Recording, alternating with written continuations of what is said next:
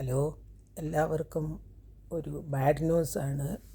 കുവൈറ്റിൽ നിന്നാണ് ശാന്തകുമാരി. ഞാൻ താമസിച്ചത് 11 വർഷം അബാസിയിലായിരുന്നു. ഷെയ്ഖ് പാത്രക്കടൻ്റെ തൊട്ടുള്ള ബിൽഡിങ്ങിൽ ഇന്നലെ തീപിടിച്ചു. നാട്ടിൽ നിന്ന്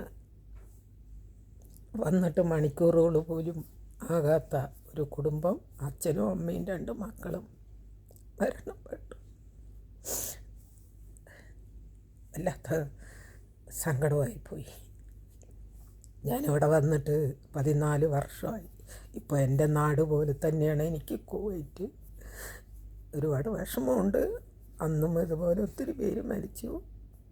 എല്ലാവരും കെയർഫുള്ളായിട്ടിരിക്കണം. ബിൽഡിങ്ങുകളിൽ നോക്കിയിട്ട് എപ്പോഴും ജനങ്ങളായിട്ട്, മലയാളികളും ആയാലും ഏത് ഭാഷക്കാരായാലും ജനങ്ങളായിട്ട് ബന്ധം വേണം.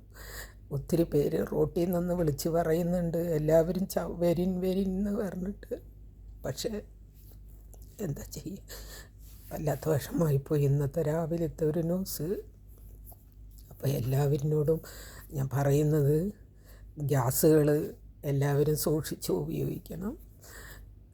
തീപിടിക്കുന്ന എന്ത് സാധനങ്ങളായാലും തിരക്കുകളെല്ലാം ഉണ്ടാകും. എല്ലാവരും ശ്രദ്ധിക്കണം. വളരെ കെയർഫുള്ളായിട്ട് ഇരിക്കണം. കാരണം കുവൈറ്റിൽ ചൂട് അത്രമാത്രം ഉണ്ട്. അതുകൊണ്ട് തീപിടിക്കാനുള്ള സാഹചര്യങ്ങളുണ്ട്. എല്ലാവരും സൂക്ഷിച്ച് ഇരിക്കണമെന്ന് എനിക്ക് പറയാനുള്ളൂ. വല്ലാത്ത വിഷമമുണ്ട്. പിന്നെ ഈ മരിച്ച എല്ലാവർക്കും ഞാൻ അവർക്ക് വേണ്ടി ദൈവത്തോട് പ്രാർത്ഥിക്കുന്നു.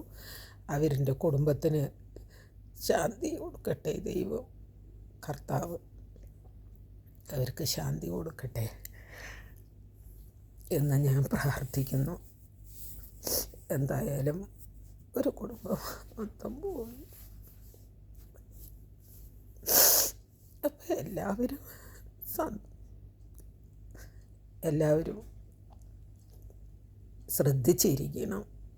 എങ്ങനെയെങ്കിലും രക്ഷപ്പെടാൻ വഴിയുണ്ടെങ്കിൽ ഇതുപോലെയുള്ള സാഹചര്യങ്ങളിൽ കഴിയുന്നതും എല്ലാവരെയും രക്ഷപ്പെടുത്തി വെളിയിൽ കൊണ്ടുവരാനും കഴിയുന്നതും എല്ലാവരും അങ്ങോട്ടും ഇങ്ങോട്ടും ഫോണിൽ വിളിച്ച് സംസാരിച്ച് ഒരു ബന്ധം ഉണ്ടാക്കണം.